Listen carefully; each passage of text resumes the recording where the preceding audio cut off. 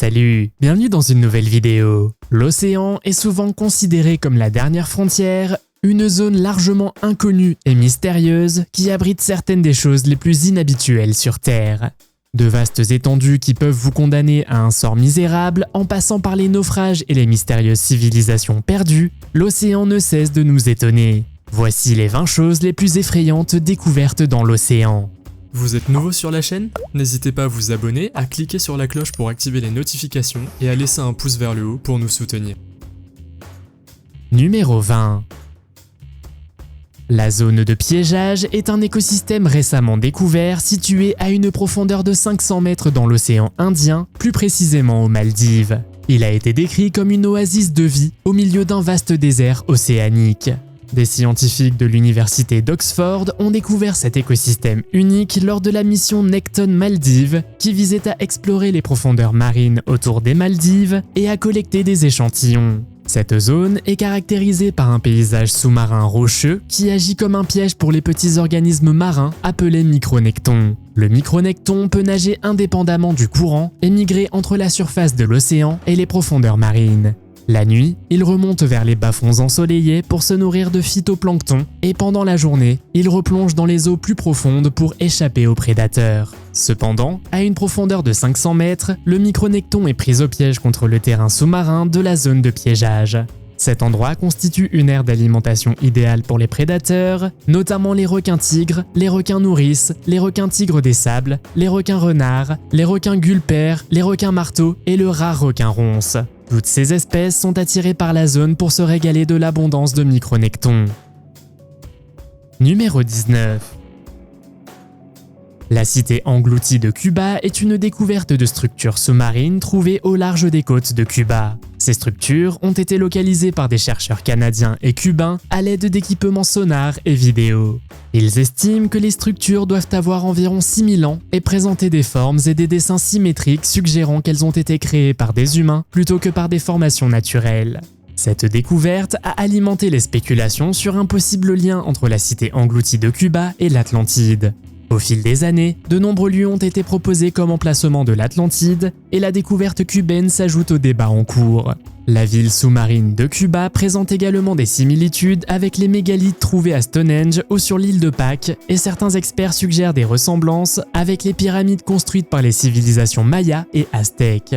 De plus, des inscriptions d'une langue inconnue ont été trouvées qui n'ont pas encore été déchiffrées. Les chercheurs pensent que Cuba et le Mexique auraient pu être reliés par un pont terrestre dans le passé, ce qui pourrait expliquer les similitudes des styles architecturaux. Ce qui est également intriguant, c'est que l'emplacement de la ville engloutie se trouve au pied d'un volcan de boue. Historiquement, les civilisations anciennes choisissaient souvent de construire des villes à proximité des volcans en raison des terres fertiles qu'ils offraient.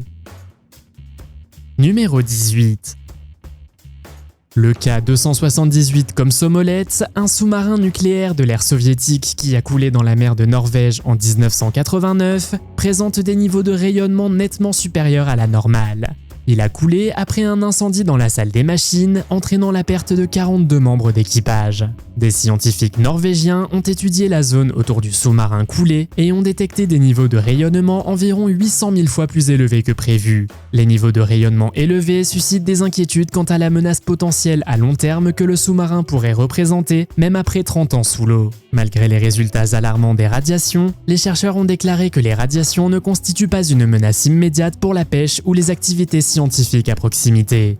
La profondeur du sous-marin, environ 1,5 km sous l'eau, réduit considérablement le risque de contamination dans la chaîne alimentaire. Néanmoins, personne ne recommanderait de s'approcher de ce sous-marin. Des échantillons prélevés dans un port de ventilation ont montré des niveaux de rayonnement particulièrement élevés, indiquant une possible connexion au réacteur nucléaire du sous-marin. Le sous-marin disposait également de 2 torpilles dotées d'une pointe en plutonium. Numéro 17. Des images satellites ont confirmé l'existence d'un mystérieux phénomène connu sous le nom de mer laiteuse. Ce phénomène lumineux dans l'océan est signalé depuis longtemps par les marins, mais n'a été clairement documenté que récemment grâce aux capteurs satellites. Les images montrent une vaste zone de l'océan Indien, à peu près de la taille du Connecticut, lumineuse pendant 3 nuits consécutives. Les scientifiques ont une connaissance limitée des conditions qui conduisent à la formation de ces mers laiteuses. Une hypothèse majeure suggère que des bactéries bioluminescentes pourraient être responsables de cette lueur. Contrairement à d'autres organismes bioluminescents qui produisent de courts éclairs de lumière, ces bactéries émettent de la lumière en continu. Cependant, la forte concentration de bactéries nécessaire pour produire une telle lumière reste un mystère. Les mers laiteuses semblent être les plus courantes dans l'océan Indien, en particulier à proximité des routes commerciales et de l'Indonésie. Cependant, il reste peut-être d'autres zones à découvrir où ce phénomène se produit. L'étude de ce phénomène met en évidence le peu de connaissances que nous connaissons sur les vastes et mystérieuses profondeurs de l'océan. Numéro 16. Un passionné d'ovnis nommé Scott Waring prétend avoir découvert une flotte d'ovnis. Voici plus d'informations sur cette affaire. Selon Scott, il a découvert une flotte d'ovnis au large des côtes grecques en utilisant Google Earth. Il fournit des coordonnées spécifiques pour l'observation présumée et estime que le plus petit objet mesure environ 80 mètres de large. De plus, il spécule que les ovnis sont présents depuis 2016 mais sont devenus plus visibles ces dernières années. Il suggère que les objets pourraient faire partie d'une petite flotte connectée à la côte grecque avec un plus grand groupe d'objets, apparaissant encore plus grand que l'observation originale. Il évoque également des rumeurs selon lesquelles une base extraterrestre se trouverait sous le château italien de Rocca Pia, près de la Grèce. Croyez-vous qu'il s'agit bien d'une flotte d'ovnis? Et si oui, que font les êtres extraterrestres dans l'océan? Et si nous plongeons assez profondément et au bon endroit, ne trouverons-nous pas de l'Atlantide, mais une ville peuplée d'êtres extraterrestres? Numéro 15. Et si on vous disait qu'il y a des dizaines de milliers de barils potentiellement contaminés au DDT au large des côtes californiennes? Mais dans un premier temps, qu'est-ce que le DDT? Il s'agit d'un pesticide interdit aux États-Unis en 1972 en raison de problèmes environnementaux et de risques pour la santé. On pense que les barils au large des côtes californiennes contiennent des déchets industriels contaminés par le DDT et ils ont été découverts lors d'une vaste mission axée sur la cartographie de la zone. Un scientifique nommé David Valentin a documenté ces barils industriels dès 2011. La récente mission, dirigée par Eric Terrill de la Scripps Institution of Oceanography, a révélé la présence de plus de 25 000 barils pouvant contenir des déchets contaminés par le DDT. Les scientifiques impliqués dans l'expédition ont déclaré que la densité des barils dépassait de loin les attentes. La découverte soulève des inquiétudes quant à l'impact sur la vie marine, ainsi qu'aux risques potentiels pour la santé humaine liés à la consommation de fruits de mer contaminés. On pense que la forte incidence de cancer chez les otaries adultes de la région est due à la présence de ces barils. Les scientifiques préviennent également qu'à mesure que les barils se détériorent, les déchets pourraient se retrouver dans l'environnement et dans la chaîne alimentaire. Numéro 14. Adams Bridge, mieux connu sous le nom de Rama Setu, est une formation naturelle de bancs de sable calcaire qui relie l'Inde et le Sri Lanka.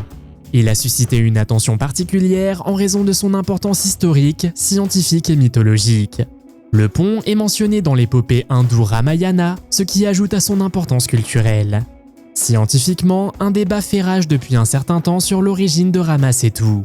Certains soutiennent qu'il s'agit d'une caractéristique géologique formée naturellement, tandis que d'autres pensent qu'elle contient des éléments artificiels. Cependant, des preuves géologiques suggèrent que le pont était autrefois une liaison terrestre entre l'Inde et le Sri Lanka, mais qu'il a été endommagé par un cyclone au XVe siècle. Au fil du temps, la masse continentale a réapparu, créant de petites îles et des bancs de sable. Le pont s'étend sur environ 50 km et sépare le golfe de Mannar du détroit de Palk. Il se compose de bancs de sable minéraux naturels et de récifs coralliens, et la mer autour de la structure est peu profonde. Plusieurs études scientifiques ont été menées pour déterminer son âge, certaines estimations suggérant qu'il aurait environ 7000 ans. Numéro 13. Fort Drum aux Philippines, également connu sous le nom de cuirassé en béton, est une structure fortifiée construite par les États-Unis en 1909 dans le cadre de la défense du port de la baie de Manille. La structure est conçue pour ressembler à un cuirassé, doté de tourelles de canon et d'une tour de commandement. Il est également construit en béton armé afin de résister aux tirs ennemis.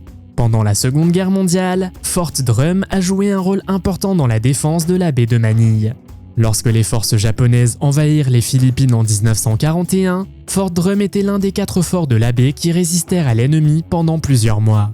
Malgré les bombardements de l'artillerie et des torpilles japonaises, Fort Drum resta intact et continua de tirer sur les positions ennemies jusqu'à la fin de la guerre. Aujourd'hui, c'est devenu une attraction touristique populaire et un rappel de l'histoire militaire des Philippines. Les visiteurs peuvent explorer l'intérieur du fort, qui présente un labyrinthe de tunnels et de pièces, ainsi que ses emplacements de canons et ses ponts d'observation. Numéro 12. En novembre 2022, une défense de mammouth sous-marine a été découverte à une profondeur d'environ 3000 mètres sous la surface de l'océan. La défense a été trouvée au large des côtes de la Nouvelle-Écosse, au Canada, par une équipe de chercheurs. On pense que cette défense particulière appartenait à un mammouth laineux qui vivait il y a plus de 10 000 ans au cours de la dernière période glaciaire. La découverte de la défense est importante car elle fournit de nouvelles informations sur la répartition des mammouths au cours de la dernière période glaciaire. C'est également un témoignage de la résilience du mammouth laineux qui pourrait survivre dans divers environnements, notamment les eaux glaciales de l'océan Atlantique Nord. Les chercheurs ont utilisé un véhicule télécommandé pour explorer le fond de l'océan et ont découvert la défense incrustée dans les sédiments. Il a été soigneusement retiré et remonté à la surface pour une étude plus approfondie. À l'heure actuelle, nous savons que les fonds marins sont encore largement inexplorés et qu'il y a beaucoup à découvrir sur les créatures et les écosystèmes. Mais des défenses de mammouths, c'est nouveau. Numéro 11. Comment avons-nous pu rater une île entière à proximité d'une ville? Récemment, Google Maps a montré ce qui semble être une île sous-marine dans la mer d'Oman, près de la ville de Kochi, dans l'état du Kerala, au sud de l'Inde. La découverte a été faite par un groupe de chercheurs utilisant Google Earth pour étudier le littoral indien. L'île semble être une structure circulaire d'un diamètre d'environ 50 mètres, située à une profondeur d'environ 120 mètres. Cet endroit se trouve à environ 10 km au large de Kochi et a été nommé île Sri Padmavati par les chercheurs. La découverte de l'île sous-marine a suscité l'intérêt des scientifiques et des géologues qui étudient le phénomène pour mieux comprendre les processus géologiques. Certains experts pensent que sa formation pourrait être le résultat d'une éruption volcanique sous-marine, tandis que d'autres suggèrent qu'elle pourrait être le résultat d'un dépôt sédimentaire ou glaciaire. Numéro 10. La découverte d'une épée de croisée vieille de 900 ans au large des côtes du nord d'Israël est une découverte remarquable qui jette un nouvel éclairage sur l'histoire des croisades. L'épée, en excellent état, fournit des informations précieuses sur la technologie et les techniques utilisées par les forgerons d'épées et les métallurgistes médiévaux, ainsi que sur le rôle joué par les chevaliers dans le conflit. Les croisades étaient une série de guerres de religion menées entre chrétiens et musulmans en Terre Sainte au cours de la période médiévale. C'est Shlomi Katzin qui a trouvé l'épée vieille de 900 ans. La toute première croisade a débuté en 1095 et a vu les armées chrétiennes reprendre Jérusalem du contrôle musulman en 1099. Au cours des 2 siècles suivants, une série d'autres croisades ont été lancées avec divers degrés de succès et d'échecs. L'étude de l'épée par des experts nous aidera à en apprendre davantage sur son origine et l'histoire des croisades. Cela pourrait également conduire à de nouvelles découvertes sur le conflit et les personnes qui y ont participé. De plus, il devrait devenir une attraction touristique majeure, attirant des visiteurs du monde entier. Numéro 9. La découverte des bronzes de Rias est l'une des découvertes les plus significatives de l'histoire de l'art grec ancien. Ils sont considérés comme des chefs-d'œuvre de la sculpture en bronze et leur découverte a profondément modifié notre compréhension de la sculpture grecque antique. Les bronzes de Rias ont été découverts accidentellement en 1972 par un plongeur sportif explorant les fonds marins au large de Rias Marina en Calabre, dans le sud de l'Italie. Ces sculptures étaient immergées dans la mer Méditerranée depuis des siècles, mais étaient remarquablement bien conservées avec seulement de légers dommages et corrosion. Ils représentent 2 guerriers, l'un connu sous le nom de statue A et l'autre sous le nom de statue B, et on pense qu'ils ont été créés par 2 sculpteurs différents. Les statues sont réputées pour leur incroyable réalisme et leur souci du détail. Vous pouvez voir les muscles, les veines et les os des personnages, car tout est rendu avec précision, créant une apparence réaliste vraiment remarquable. Les bronzes de Rias se distinguent également par leur embellissement complexe, notamment l'utilisation d'incrustations de cuivre et d'argent pour créer l'impression d'yeux, de lèvres et de dents. Numéro 8. Le jacuzzi du désespoir est un surnom donné à une piscine d'eau salée située au fond du golfe du Mexique, à environ 1000 mètres sous la surface de l'eau. La piscine est connue pour sa teneur extrêmement élevée en sel, créant un environnement toxique et mortel pour tout organisme vivant qui y pénètre. Elle a été découverte par une équipe de scientifiques étudiant le golfe du Mexique en 2014. Ils ont découvert que la piscine, d'environ 30 mètres de diamètre, était remplie d'un mélange hautement concentré d'eau de mer et de méthane. L'eau de mer est si dense qu'elle coule au fond de la piscine, créant une couche toxique mortelle pour tout animal qui entre en contact avec elle. Le surnom de jacuzzi du désespoir vient du fait qu'il présente une température élevée avec des bouillonnements de méthane qui donnent l'impression d'un jacuzzi. Mais en réalité, c'est bien plus mortel. La piscine constitue une menace sérieuse pour les animaux qui s'aventurent trop près. Malgré sa nature mortelle, il abrite des espèces uniques et inhabituelles de bactéries qui se sont adaptées pour survivre dans cet environnement toxique. Numéro 7. Le 28 mars 2022, le ministère roumain de la Défense a annoncé avoir détruit une mine trouvée flottante au large de la mer Noire. Selon le ministère, la mine a été découverte par la marine roumaine lors d'une patrouille de routine dans la zone et a été détruite lors d'une explosion contrôlée afin de garantir qu'elle ne représentait aucune menace pour la navigation dans la zone. Des rumeurs circulaient selon lesquelles la mine aurait été placée là par l'Ukraine dans le cadre de ses efforts visant à dissuader les attaques russes dans le conflit en cours entre les deux pays. Cependant, cela n'a pas été confirmé et on ne sait pas exactement comment la mine s'est retrouvée dans la mer Noire. La marine roumaine patrouille activement dans la mer Noire ces dernières années dans le but de détecter et d'éliminer les menaces potentielles pour la navigation dans la région. Il souligne l'importance de ces efforts et souligne la nécessité d'une vigilance constante afin de garantir la sécurité de la mer Noire et de ses utilisateurs. Pouvez-vous imaginer ce qui serait arrivé s'ils ne l'avaient pas trouvé ? Numéro 6. Gili Meno est une petite île au large de Lombok en Indonésie, connue pour ses belles plages, ses récifs coralliens et ses eaux claires. L'une des attractions les plus intéressantes de l'île est une série de sculptures sous-marines situées juste au large de la côte. Les sculptures ont été créées par l'artiste britannique Jason de Keres Taylor. Elles ont été réalisées en 2017 dans le cadre d'un effort visant à créer un écosystème de récifs artificiels qui attirerait la vie marine et favoriserait la croissance des coraux. Un fait intéressant à propos des sculptures de Gili Meno est qu'elles sont constituées d'un type spécial de matériaux conçus pour encourager la croissance des coraux et d'autres espèces marines. Les sculptures sont construites à partir d'un matériau au pH neutre qui ressemble à des formations rocheuses naturelles et sont conçues pour fournir un substrat sur lequel les polypes coralliens peuvent s'attacher et se développer. Un fait intéressant à propos des sculptures est qu'elles représentent diverses figures humaines, notamment un homme et une femme assis sur un banc, un groupe d'enfants qui jouent et un homme tenant un vélo. Numéro 5. Le SS Gersopa était un cargo à vapeur britannique construit en 1919 par la British India Steam Navigation Company. Pendant la Seconde Guerre mondiale, le navire fut réquisitionné par le gouvernement britannique et utilisé pour transporter des marchandises et des fournitures à travers l'océan Atlantique. Le 17 février 1941, le SS Gersopa est torpillé et coulé par un sous-marin allemand au large des côtes irlandaises. Sur les 85 membres d'équipage à bord, une seule personne a survécu. La cargaison d'argent à bord du navire avait une valeur estimée à 210 millions de dollars au moment de sa perte. Le naufrage du SS Gersopa fut l'une des plus grandes pertes d'argent de l'histoire maritime. Si vous souhaitez savoir où se trouve ce navire, vous pouvez le trouver à une profondeur de 4700 mètres au fond de l'océan Atlantique Nord. En 2012, ils ont récupéré 48 tonnes de lingots d'argent de l'épave qui ont ensuite été vendus pour une valeur estimée à 38 millions de dollars.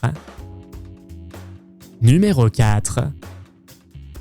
Dans les années 1970, une initiative a été lancée en Floride pour créer des récifs artificiels en jetant des millions de pneus dans l'océan. L'idée était que les pneus fourniraient un substrat sur lequel les coraux et autres espèces marines pourraient se développer et créeraient de nouveaux habitats pour les poissons et autres créatures. Cependant, ce plan s'est avéré être un désastre. Les pneus ont rapidement commencé à se briser et à se disperser sur le fond de l'océan, causant des dommages aux récifs naturels et aux écosystèmes marins. Les pneus ont également libéré des produits chimiques toxiques dans l'eau, nuisant encore davantage à la vie marine et polluant les plages voisines. Aujourd'hui, le récif d'Osborne-Tyre est l'une des plus grandes catastrophes environnementales d'origine humaine de l'histoire. Malgré les efforts déployés pour nettoyer les dégâts, des millions de pneus jonchent encore les fonds marins, ce qui constitue une menace importante pour la vie maritime et la santé de l'écosystème océanique. Numéro 3. Le lac à l'envers, également connu sous le nom de lac Glitter, est un phénomène naturel fascinant situé au plus profond de l'océan. Le lac a été découvert lors d'une expédition en haute mer en 2016 à une profondeur de 2300 mètres sous la surface. Ce qui rend ce lac unique, c'est qu'il s'agit en fait d'un bassin de saumure, ce qui signifie que l'eau est beaucoup plus salée que l'océan environnant.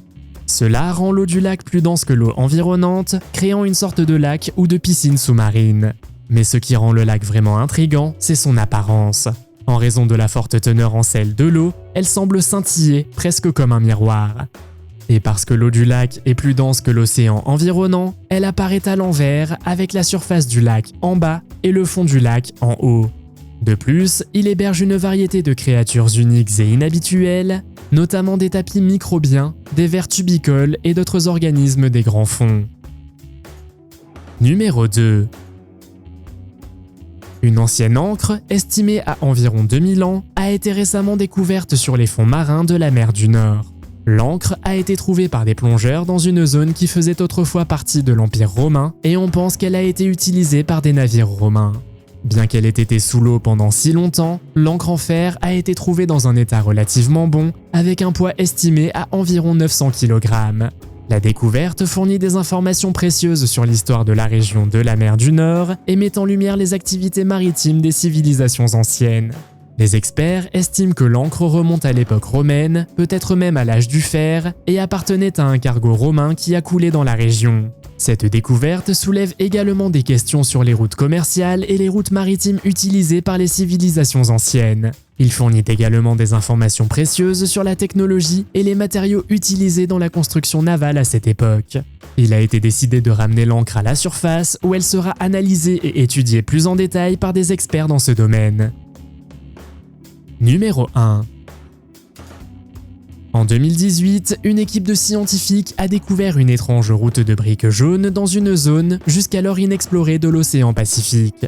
La découverte a été faite lors d'une expédition en haute mer utilisant des robots et des caméras sous-marines avancées. Ce qu'ils ont trouvé est en fait une série de structures inhabituelles ressemblant à des éponges qui semblent être faites de verre. Cependant, les structures sont disposées selon un motif qui ressemble à une route, d'où son surnom. Les scientifiques ont d'abord été perplexes face à cette découverte, car ils n'avaient jamais rien vu de pareil auparavant. Il y a eu diverses spéculations sur un lien possible entre la route de briques jaunes découverte dans l'océan Pacifique et la ville mythique de l'Atlantide. Les experts ont officiellement identifié la formation comme une coulée brisée de roches hyaloclastites, qui est essentiellement une roche volcanique brisée par l'interaction de la lave avec de l'eau ou de la glace.